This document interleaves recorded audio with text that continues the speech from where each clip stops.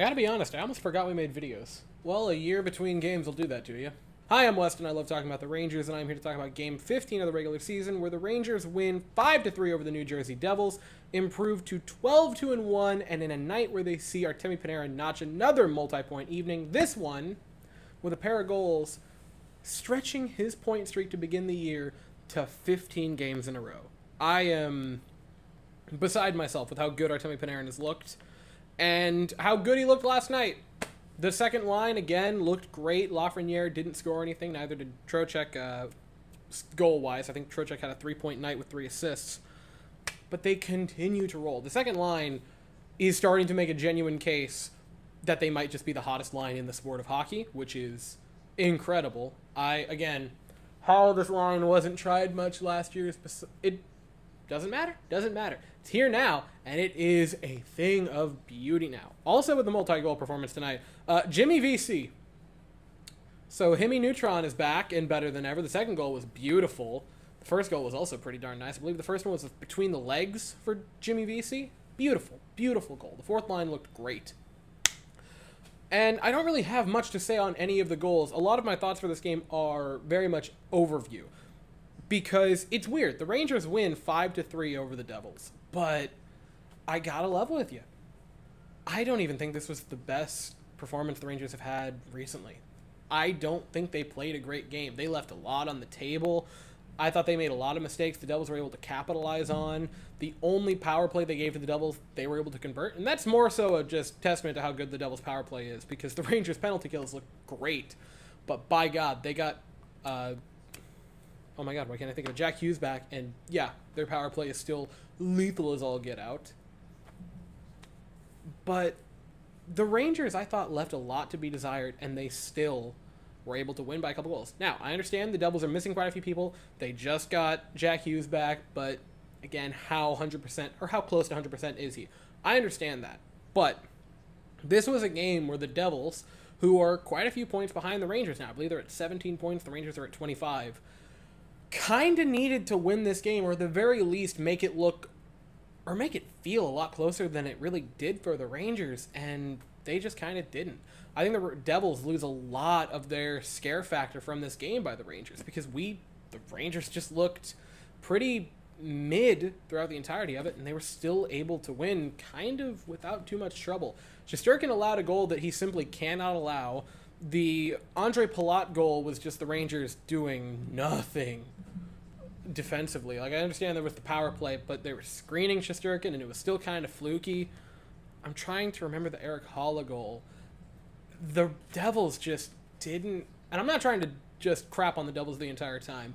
They just didn't feel like the Devils of last year. I think they lost a lot of the scare factor, and now, going for the rest of it, I truly think following this game where the Rangers have now beaten the two people that we thought, or the two teams that we thought were going to be that top two in the Metro that you were going to have to try to compete against and maintain for third, you beat the Canes in a game where, yeah, it was only 2-1, but that did not feel like a 2-1 victory. That felt like the Rangers kind of ran the Canes show that night. And this game where, again, they did not come in with their A game. They were rusty. Shesterkin made a just gaffer on the first goal. And we're going to discuss the first goal, by the way, in a second here. But, you know, we'll get to that when we get to it. The defense allowed over 30 shots. The only time you were on the power or the penalty kill, you allowed a goal to them.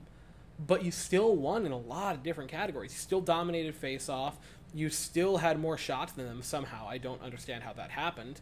They still, I thought, won the physical game. By the way, the Trouba hit was clean. Just so we're on the same page there. Moving on. The Rangers, it was... I'm not going to say something as asinine as, oh, it was impressive that they looked bad and won. But it was impressive that they continue on this little streak right now where they aren't playing their absolute best hockey and they're still finding ways to win games, which last year it felt that they had to be perfect on every phase to even compete in games at some points, and to this point, they're just kind of being able to impose their will even when it's not clicking for them altogether. You're 12-2-1. The first line has done basically nothing. Mika Zibanejad, I love him, and I think he's going to get it going. Same with Kreider, even though Kreider has like 10 goals, which is a weird sentence to say that I don't think he's really got it going yet, but especially not 5-on-5. Those two guys haven't really cooked 5-on-5. It's coming. I know that it's going to come. As soon as Mika Zibanejad plays the Flyers, he's just going to So next Friday. Yeah, that's when that's going to happen. The Kako line, that's now the third line, hasn't looked as good as I think it could. And I think once Hedel gets back and healthy, and it's probably Hedel, Cooley, and Kako, I think that could be a really fun third line to watch. The fourth line showed in this game that they can still do their thing. I think the Rangers just have so much following this game to be optimistic about. And now I do want to take a step back, right? This was a great game for the Rangers to win. I want to talk about the first goal, and it's kind of dumb that I'm going to discuss and whine about a goal in a game where you won by 2. But I need everyone to understand, for those of you who might not have watched this game, the Jack Hughes goal and the nonsense around it. Because last night, in real time, I watched this game and watched this call and went, oh, the NHL just doesn't have set rules. They're kind of just making it up as they go. They're 100 years into it, and they still just kind of don't have a rule book. Jack Hughes fires a shot on net, slips through Igor Shesterkin. He did not get it. He has to have that. You gotta not allow that type of a thing to run past you there, Shesterkin. But the whistle blew, and the puck was still foot before the goal line, and then it just kind of rolled in, and it's a good goal. And I am trying to rack my brain around how you could possibly just allow that. And you might say, well, Weston, come on. It was clearly going to roll in and be a goal. And I agree with that sentence. I agree. Shesterkin's got to have it. But the fact that on the fly, someone just made the decision of like, well, yeah, you know, according to the rule book, that's not a goal, but what if it was? And my biggest issue, people are getting lost, in my opinion, on the fact that it was rolling in and that it was going to be a goal had they not whistled it dead. How many times have we watched a 10-minute long offside review in which there's a player that was in the offensive zone, he is racing to get out of the zone before the puck carrier enters it. All of his motion, all of his energy and momentum is leading him out of the zone, and by the time he actually turns around and re-enters, the goal has already been scored, but nope, called off. He was offside because he was this much offside. And the ruling, which, again, is the correct ruling because you were offside. Was this going to be a goal? Yeah, but they whistled it dead. So it's no goal.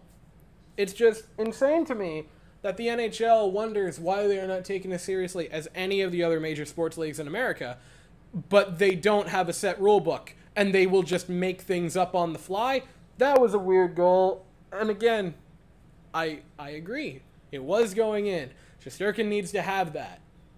Play was dead. And this is the following game for the Rangers, where Will Cooley scores, like just outright scores. It was in the net, and they call it off because, well, they meant to blow the whistle. Like, that has anything to do with it. This is an unserious league, and I have no idea what is happening. And now the Rangers, following an incredibly important measuring stick game, get ready for, in my opinion, another incredibly important measuring stick game. They are going on the road to Dallas to take on the Stars, who are a powerhouse in the Western Conference.